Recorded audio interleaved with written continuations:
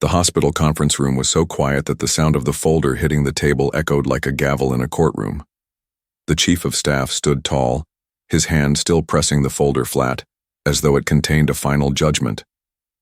Inside were pages that accused a young doctor of negligence, of crossing lines she should never have crossed. Around the polished table sat the leaders of the hospital, their faces cold, their eyes sharp. Every look told her the same thing. She was guilty before she even had a chance to speak. She sat there in her scrubs, the faint smell of antiseptic still clinging to her after another long shift. Her hands rested on her lap, steady, though her heart hammered in her chest. This was not about a mistake in care. This was about power. She was being accused of endangering the most powerful patient the hospital had ever known, a wealthy woman who had been lying in a coma for months. The family had influence, the hospital had money on the line, and she was the perfect target to blame. The chief's voice broke the silence, sharp as a blade. He read out the charges: unauthorized treatment, reckless interference, endangering a life. Each word landed heavy as if hammering nails into the coffin of her career. Around the table, department heads nodded, their expressions a mix of disdain and quiet satisfaction. Some had never liked her. Others saw her as disposable. Few cared enough to know the truth. She kept her eyes forward, not letting them see the storm inside her. She knew what they didn't, what they couldn't even imagine. In less than an hour, the very woman they claimed she had harmed would open her eyes, and when she spoke, the lies built against her would crumble. The powerful family who had silenced her would be exposed, and the truth would flood into this room like sunlight breaking through heavy clouds. For now, though, she listened as they stripped away her dignity piece by piece. She remembered every long night, every patient she had held a hand for, every life she had fought to save when others walked away. She remembered her mother's words, that she was breaking through doors locked for generations, and she promised herself that no matter how dark this room became, she would not break. One of the senior doctors leaned forward, his voice dripping with condescension. "You knew your place, and yet you ignored it. You dared to touch a patient you were never meant to touch. Do you realize what you've done?" Her lips pressed into a firm line. She had realized it that night, when she found the signs of infection no one else wanted to acknowledge. She had realized it when she chose to act, knowing it could cost her everything. She had done what she was trained to do, what any true doctor would do. And though they branded it reckless, she knew it had saved a life. The clock on the wall ticked louder in her mind than the chief's accusations. Each second brought her closer to the moment that would change everything. They believed they had already won, that they could destroy her with paperwork and protocol. But the truth had its own heartbeat, and it was rising. The chief finally slammed, the folder shut, his words final. "You have cost this hospital its future. You have disgraced this institution."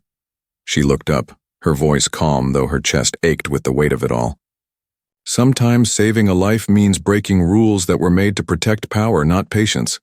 Gasps broke the silence. Whispers rushed around the table. Some faces burned with anger, others with unease. She could see the cracks forming, just as surely as she could feel the strength building inside her. They didn't know it yet, but their control was slipping. Within the hour, the doors of that room would burst open. Nurses would come rushing in with news they thought impossible. The patient they had kept silent for so long would awaken, and her words would cut sharper than any accusation, pointing to the real betrayal, the real crime, and the real danger, to the hospital's name. The young doctor sat taller, her eyes steady now. She was not finished. She was just waiting for the truth to walk into the room and speak for itself. She had been running on 4 hours of sleep and more cups of coffee than she could count. The fluorescent lights in the corridors never dimmed, and sometimes she wondered if her body had forgotten what daylight felt like. It was her third double shift in a row, but she hadn't signed up for the extra hours because she loved exhaustion. Each additional shift meant another $200, money she desperately needed. Her mother's medical bills stacked higher every month. Chemotherapy did not wait for paychecks, and neither did the hospital that supplied it. Irony stung. Her every time she looked at the bills. She worked in a place full of miracles for the rich, but her own mother could barely afford to live. The hospital itself was a palace for the elite. Marble floors gleamed and private rooms looked more like luxury suites than wards for the sick. Fresh flowers were delivered daily to the VIP wing. Every corner whispered money and privilege. For the young doctor, it was a reminder that she didn't belong. She wasn't from wealth. She wasn't polished by private academies. She had fought her way here through grit, scholarships, and relentless hard work. The reminders of her difference were constant. One senior physician never missed a chance to humiliate her, barking orders in front of nurses, sending her to deal with the most trivial complaints. A blanket that needed folding, ice chips that needed refilling, a pillow that wasn't soft enough. Her peers were practicing complex procedures while she adjusted thermostats in patient suites. Each task chipped away at her pride, but she endured, because pride did not pay for treatment, and endurance was something she had learned young. She remembered her mother's words during their nightly phone calls. "Baby, you're not just working for you. You're opening doors that have been locked for generations. Don't you ever forget that." Those words kept her steady, even when her body trembled with fatigue. But the wear was showing. Her eyes were rimmed with red. Her hands, though steady in surgery, ached at night when she tried to rest them. Still, she pressed forward. She had made a promise at her mother's bedside to never give up, not when it mattered most. Her colleagues often misunderstood her determination. They saw her as stubborn, as if she had something to prove. But what she carried was heavier than ego. She carried her family's hopes, her community's expectations, and the invisible weight of every door slammed in her face before she earned her white coat. She didn't want recognition. She wanted fairness. She wanted to practice medicine the way it was meant to be practiced, not as a game of hierarchy, not as a business of profit, but as the act of saving lives. And yet, each day at St. Catherine's tested that belief. She could see how easily compassion was set aside when money spoke louder. She saw patients treated as clients, not as people. The wealthy received the newest treatments, while others were managed quietly with the cheapest options. She hated it, but she told herself she would endure until she earned enough respect to change it. Late one night, after hours of running between patient rooms, she caught her reflection in a glass door. Dark eyes stared back at her, filled with fatigue but burning with something fiercer. Resolve. She whispered to herself, "You don't get to quit. Not now. Not ever." She pushed her hair back, adjusted her stethoscope, and kept moving down the corridor. Somewhere in that wing, in a room guarded more fiercely than most bank vaults, lay the patient who would change everything. But she didn't know that yet. At that moment, she was just a resident clinging to her promise, trying to survive another night in a place that never let her forget her place. The night she first entered the VIP wing felt no different from any other at first. The halls were polished so brightly that they reflected the ceiling lights like mirrors. Nurses moved with practiced ease, their voices hushed, their footsteps softened by carpet. This was the floor reserved for the city's wealthiest patients, people whose rooms looked more like luxury apartments than hospital wards. She had walked these halls dozens of times, but something tugged at her attention that night. Her chart listed a patient she had only heard rumors about, a powerful businesswoman who had been lying in a coma for months. Most staff avoided her room unless assigned, out of respect or out of fear of making a mistake. Her son visited often. Board members whispered about the millions in donations tied to her care, and every decision about her treatment seemed to pass through private channels. When the young doctor entered the room, she expected to see only the quiet rhythm of machines, the dim light of monitors, and the still figure of a woman lost in unconsciousness. But her eyes caught something instantly. The bandage on the patient's arm was stained and loose. The skin around it was red and swollen. She leaned closer, her training guiding her. This wasn't minor irritation. These were the first signs of a spreading infection, the kind that could slip silently into the bloodstream and turn fatal. Her chest tightened. This wasn't just sloppy. This was dangerous. She called out to the nurse on duty who was sitting by the desk in the hallway, flipping through a magazine.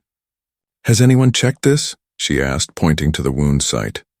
The nurse barely looked up. "She was seen yesterday.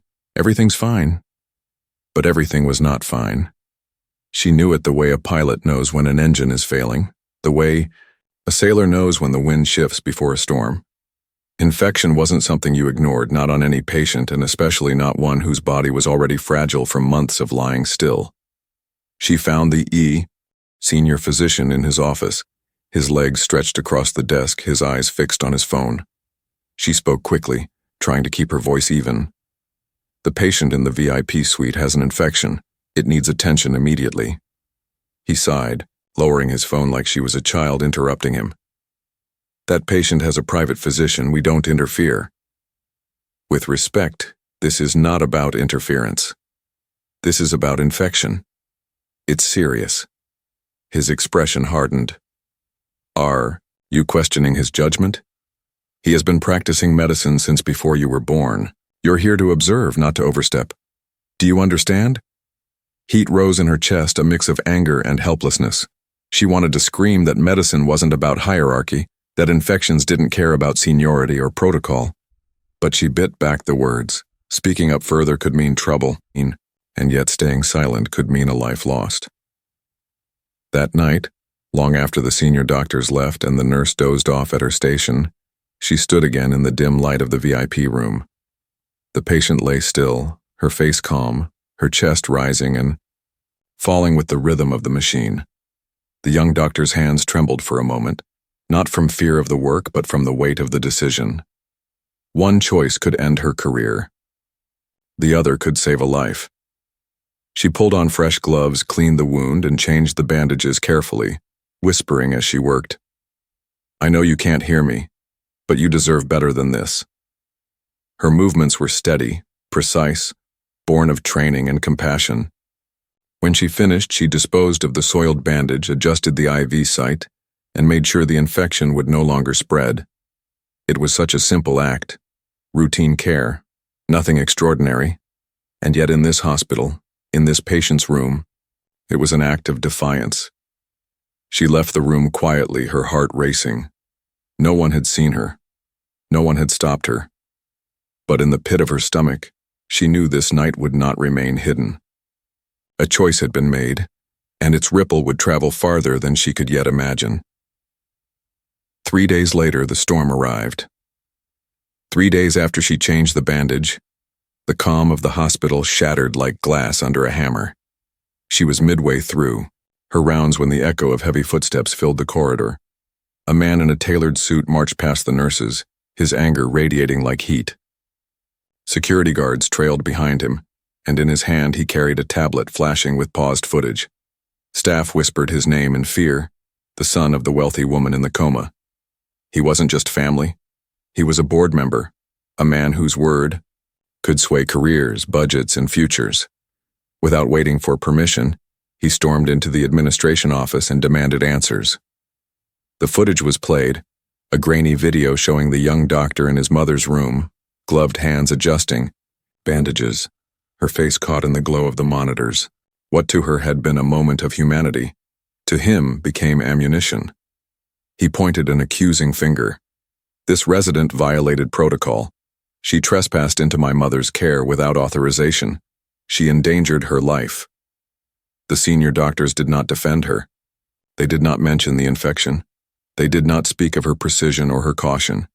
Instead, they nodded, their silence heavy with complicity. One stepped forward to add weight to the narrative. She overstepped her authority. It was reckless. The patient's stability could have been compromised. Reckless. That word sliced through her like a knife. She had been careful. She had been trained. She had done nothing but follow her oath to heal. Yet here, in this gleaming palace of privilege, truth bent easily under the weight of power. Word spread quickly through the hospital.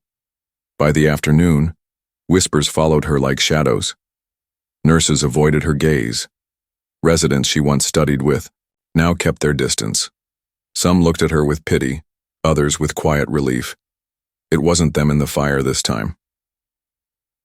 That evening, She was called into the conference room. The same polished mahogany table where careers had been made and destroyed now became her trial stage. 8 board members sat lined against the wall, their pens ready, their eyes sharper than scalpels. The chief of staff opened the folder with deliberate slowness as though savoring the moment. "You stand accused," he began, his tone as cold as the marble floors beneath them. "Negligent care, unauthorized interference, breach of protocol." Each word fell heavy, designed to strip her of the years she had fought for this position. She sat still, her face calm, though her chest burned with rage. They weren't seeking truth. They were protecting themselves, protecting the family, protecting the donations tied to the patient's name. She was an easy sacrifice, young, unconnected, and already struggling to be accepted. Her mind flashed back to that night, the angry redness of the wound, the heat of infection. If she had walked away, the patient might not have lived to see another week. And yet here she was, punished for refusing to look away. One board member leaned forward, his expression hard. "You must understand, your actions jeopardize not only a life but the reputation of this institution. If the family withdraws support, entire wings of this hospital may remain unbuilt." There it was, the truth beneath the accusations. This was not about medicine. It was about money.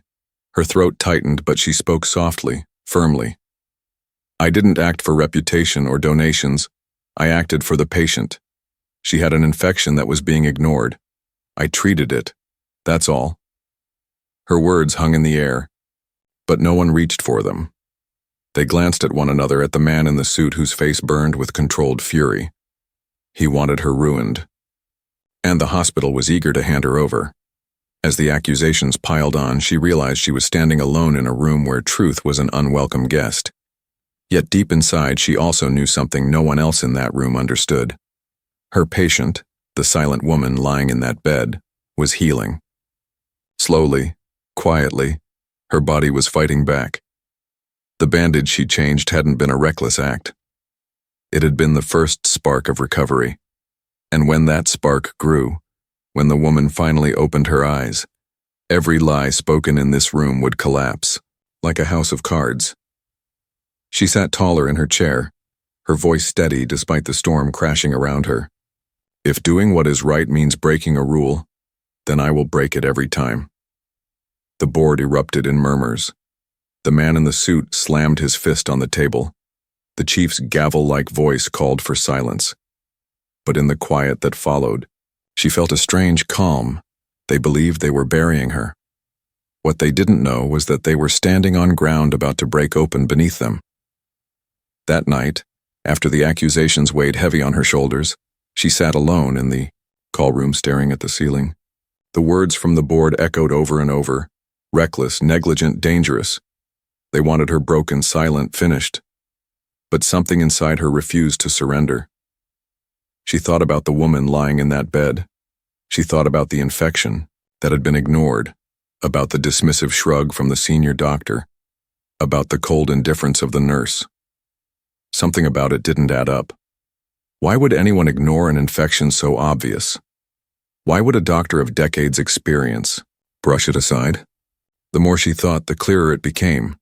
What had happened in that room wasn't an accident. She started digging. Her first stop was the patient's official chart. Every entry painted the same picture. Stable, unchanged, no new developments. Not a single mention of redness, swelling, or infection. The notes had been written as if the patient's body had been frozen in time. But she had seen it with her own eyes. The bandage had been foul. The skin had been inflamed. Someone was lying. She went further, searching through the hospital's supply records. It was a long shot, but she remembered something from her training. The truth often leaves a paper trail, and there it was, buried in the requisition logs. The night nurse had been ordering wound cleaner for weeks, far more than was standard for a patient in that condition. Evidence that the infection wasn't sudden. It had been known. It had been managed quietly, but never documented. Her chest tightened. This wasn't negligence. This was concealment. But why? The answer came unexpectedly. While taking a break in the courtyard, she found herself face to face with the janitor who worked the VIP wing. His eyes were tired but kind, and he had seen her struggle these past days. He lowered his voice when he spoke. "You got in trouble for helping that lady, didn't you?" She hesitated, unsure how much to say, but then he leaned closer. "I've seen things. Every night her son comes at 2 in the morning, always with that briefcase. Always stays half an hour. Sometimes a lawyer comes with him. They whisper, but I hear enough. They don't want her to get better." Her stomach dropped. "What do you mean?" The janitor pulled out his phone, glancing around before playing a muffled recording. The voice was unmistakable, calm, controlled, but heavy with intent. "We just need a few more weeks. Once the court rules in our favor, she won't matter anymore. No improvements, no deterioration, just keep her stable until it's done." The young doctor's hands trembled as she listened. This wasn't medical caution, this was strategy. The patient was being kept in limbo, not to heal, not to die, but to serve someone's legal battle. Her pulse raced as she pieced it together. The wealthy woman had been locked in a bitter fight with her son over control of her empire. If she stayed unconscious, he could take everything.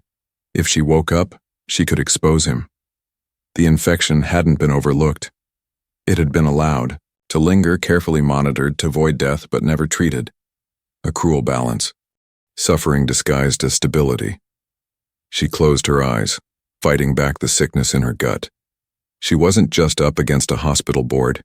She was standing against a web of power, wealth, and greed. The kind of conspiracy that crushed anyone who dared resist. But she also knew something they didn't. By treating that infection, she had shifted the balance. She had given the patient's body a chance to fight back. And from the subtle changes she'd noticed in recent days, the reflexes, the breathing, the faint signs of awakening, she believed the woman was beginning to emerge from the coma. For me, the first time in weeks, hope bloomed in her chest. She had been branded reckless, but in truth she had been the only one who cared. And soon, when the woman opened her eyes, the lies of the powerful would be dragged into the light. The only question was whether she could survive the storm long enough to see it happen. Morning light slid across the hospital floor as she walked toward the hearing room. Her badge felt heavier than usual against her chest. She had slept little, thinking about every chart, every order, every tiny sign that the silent woman was trying to come back. Before stepping inside, she asked for 10 minutes in the patient's room. The request had been granted with a tight frown, as if those minutes were a favor she did not deserve. In the quiet of the VIP suite, the machines hummed like a steady tide. She stood at the bedside and spoke in a low voice, the same way she always did, not out of habit but out of respect. She checked the pupils again, saw a stronger response to light. She pressed a gloved fingertip along the palm and watched the faint close of a finger that had been still for weeks. The breathing pattern had changed too, deeper and more regular. These were not accidents. The body was writing a message the charts refused to show. She leaned close and whispered, "I know you are fighting. I am fighting too." The conference room felt colder than any operating room. The chief of staff sat at the head.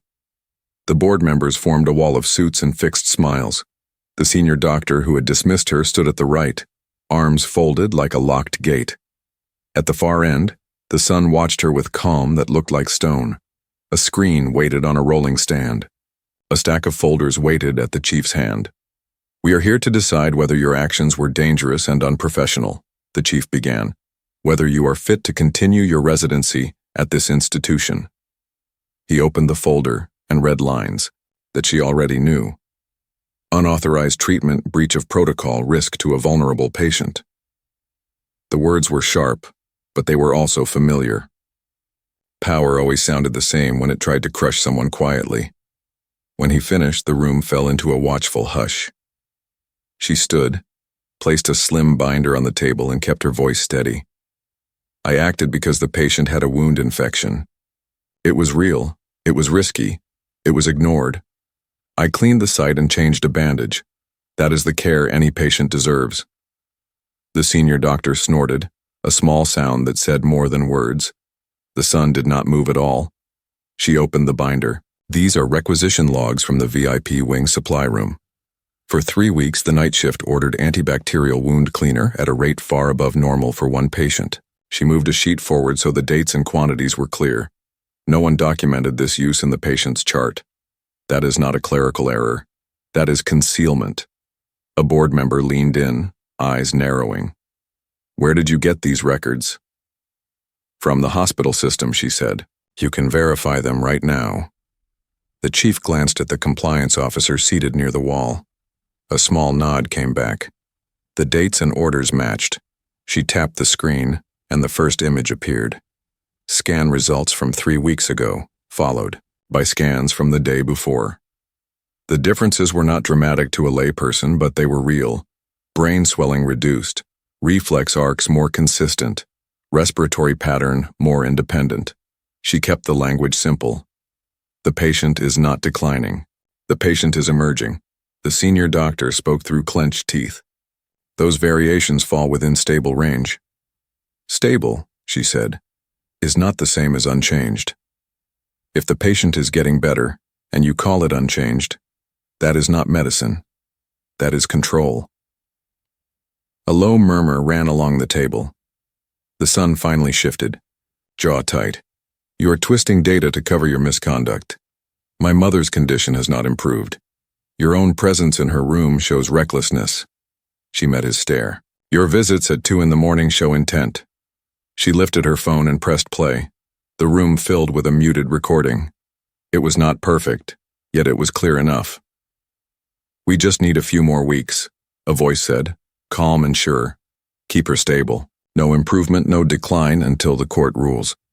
Another voice asked about a possible infection.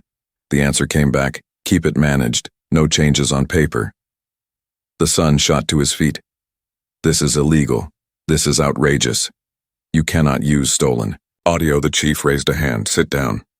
Then he turned to her. Do you have proof this relates to our patient? She pointed to the dates, to the timestamps matching the night logs, to the visitor entries that listed late arrivals under security escort. Check the access log for the VIP elevator, she said. Check the camera outside the room. If we want truth, the building will give it. The senior doctor tried to regain control. This is a witch hunt, a resident grasping at straws to excuse boundary violations. Private physicians manage VIP care for a reason. There are rules. There are, she said, and the first rule is protect the patient. If a bandage is dirty, you change it. If a wound is infected, you clean it. If a chart hides reality, you tell the truth. That is not defiance. That is duty. Silence pressed in. One board member rubbed a temple as if a headache had started to bloom. Another checked the scans again, lips moving as if reading them to himself. The chief looked older than he had an hour ago. The son leaned forward, voice low and controlled. You think you can win against me with this? You think a few logs and a dirty bandage can break a board or a family name or the future of this hospital? He spread his hands as if the walls belonged to him. Money builds wings. Influence keeps doors open. You have neither. She felt the fear rise like heat, then pass like a wave pulled back to sea. I do not need influence, she said. I need one thing only, the patient to speak, and she will. The door swung open so fast it hit the stopper with a crack. A nurse stood there, breathless, eyes wide. Forgive the interruption, she said, but there is an emergency in the VIP wing. Every head lifted. The room held its breath. The nurse swallowed hard. She is awake. She is asking for her lawyer. Chairs scraped. Papers slid. The chief stood so fast his chair tipped backward. The senior doctor grabbed for the table and missed. The son stared as if the walls had moved. For a heartbeat, no one spoke. Then the room burst into motion. Down the corridor they went, past portraits and polished fixtures, past the line where power had always felt unshakable. The young doctor walked with them, not behind, not ahead, but steady and sure. The elevator doors opened and the ride felt like a held breath. When the doors parted on the VIP floor, the hall was crowded with nurses and techs drawn by the news. At the room's threshold, she paused, just for a second, and let the moment settle in her bones. She had been called reckless, dangerous, unfit. She had been told to know her place. Now the only place she needed to be was here. Inside, a voice waited that could shatter every false word spoken in that conference room, and she was ready to listen. The room was packed, every eye drawn to the frail figure sitting upright in the hospital bed. For months she had been silent, her body motionless, her voice trapped. Now her eyes were sharp, steady, alive. The son rushed forward, words tumbling from his lips. "Mother, thank God you're awake." But she raised a trembling hand, her voice weak yet cutting like glass. "Don't call me mother, not after what you've done." Gasps rippled through the crowd. Nurses froze, board members exchanged uneasy glances. The senior doctor at the back looked pale as chalk. The young doctor stood still, her breath caught in her throat. She had prayed for this moment, but the power of it left her stunned. The patient's gaze swept the room and landed on the young doctor. Her tone softened. You're the one who spoke to me, aren't you? You explained every touch, every bandage, every change." The doctor's throat tightened, but she nodded. "Yes. I thought you might hear me. I hoped." Tears welled in the woman's eyes. "I heard everything. I heard you when no one else cared. And I heard him." She turned her head toward her son, her voice rising with strength she wasn't supposed to have. "I heard the meetings, the lies, the plans to keep me silent until the courts gave him everything I built." The son staggered, back as though struck. "Mother, you're confused, the medication, the trauma." "I am not confused," she said firmly. "I am betrayed." The chief of staff tried to interject, but the woman's voice silenced the room. "This young doctor saved my life when you were content to watch me waste away. She gave me back my voice, and now I will use it." The tension in the room snapped, like a taut string. The son shouted for lawyers. The senior doctor sputtered excuses. Security moved in, their radios buzzing with orders. The board members sat in stunned silence, realizing the scandal they feared had just become reality. And through it all, the young doctor stood quietly at the bedside, tears pricking her eyes as her patient grasped her hand. "You stood when no one else would," the woman whispered. "You cared enough to risk everything. For that I owe you more than life." 6 months later, the hospital was different. The halls no longer carried whispers of untouchable privilege. A new wing was rising, not just for the wealthy, but for all patients. A patient advocacy department had been created, with the young doctor at its head. Her nameplate gleamed on the office door. Chief of Patient Advocacy. The woman she saved had kept her promise, pouring her fortune into reforms that forced transparency, honesty, and fairness. The corrupt doctors were gone. The son was facing charges, his influence stripped. But the changes that meant the most were smaller. Nurses now documented every concern. Families were heard. Residents no longer feared speaking the truth. The hospital, once a palace for the few, was becoming a place of care for all. At her desk one afternoon, the young doctor held a handwritten note from a family whose daughter she had advocated for. It read simply, "Thank you for listening when no one else would." She pinned it beside dozens of others, each one proof that the struggle had been worth it. Her mother, now healthy and in remission thanks to treatments funded by the Woman's Foundation, often visited her office. Together, they walked the halls where once her mother had mopped the floors and now her daughter's voice shaped policies. And as the doctor closed her office door at night, she thought of the words that had carried her through the darkest days. Truth has a way of fighting back. Sometimes it begins with something as small as a bandage, not because it's easy, not because it's safe, but because it's right.